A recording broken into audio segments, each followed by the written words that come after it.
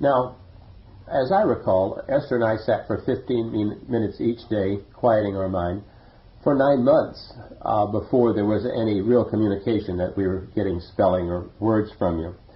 Can a person have that opening without consciously going through a similar process to the one that we went through? There are many variations upon this theme.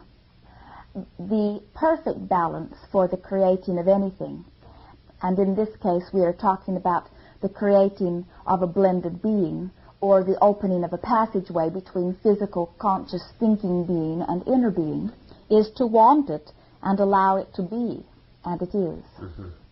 It is possible that even though one is not in the state of allowing, which is accomplished through that time of quieting, or as some call it, meditation, that if the wanting were intense enough, or the need for the opening were great enough, it could happen in almost instantaneous fashion. However, it is usually a once-in-a-lifetime experience, usually not one that is experienced as this has been experienced for Esther. Okay, why wouldn't it be better to quiet our minds for 2 hours a day instead of just 15 minutes a day? Could that speed it up? Spending more time can be of value, except that it is not easy for most physical beings to quiet their conscious thinking mind for long periods of time. Your conscious thinking mechanism is very responsive. You have trained it to be. And so to ask it to sit idle and to be quiet for long periods of time causes much resistance, and well it should. There are many reasons for this time of meditation. For the purpose of opening the passageway, 10 or 15, not more than 20 minutes in every day is of value. The consistency of day after day is of great value, for the opening is a progressive thing. Mm-hmm. Many enjoy the disassociation from physical life experience because they want the escape. But in that case, the intent is not to open the passageway, but simply to have some relief from physical experience.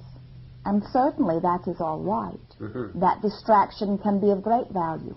But for the purpose of opening the passageway, it is not required. And then after the passageway is open, is it necessary to continue to sit and quiet our minds for 10 or 15 minutes every day to keep it open? It is not. Once your passageway is open, it will remain so. It is as with all things. Nothing stays precisely as it is. In other words, all of you are open to some extent. Mm-hmm. And through your wanting and allowing, will continue to be more and more so. What do you see as the various forms of communication, like speaking or typing and so on, and how can they be specifically achieved?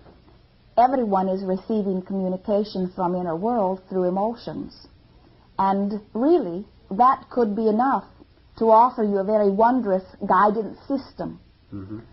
But the transmission and receiving of clear, conscious thought can be even more stimulating and more rewarding. And that can take many forms. It is an individual thing.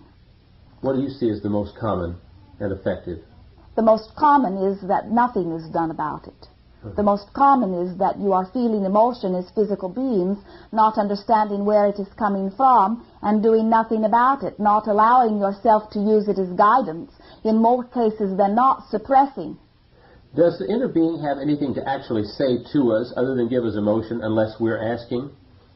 Your inner being is wanting to communicate with you from its broader perspective, and is willing to talk with you upon any subject that is important to you. As far as having specific messages that are important to you, that is an individual thing. In part, it has to do with the agreement that you made before you entered into physical experience. In part, it has to do with the intentions that you hold here in the physical in relationship to what you are doing about it. In other words, if you have intended to live a long and healthy life, and you are about to step in front of a moving freight train, your inner being may say to you, look out. Mm-hmm. That which your inner being wants to offer you, primarily, is knowledge of the existence of the broader you, and an opportunity or a process through which you may communicate, so that that which you are living here from this physical perspective may be enhanced.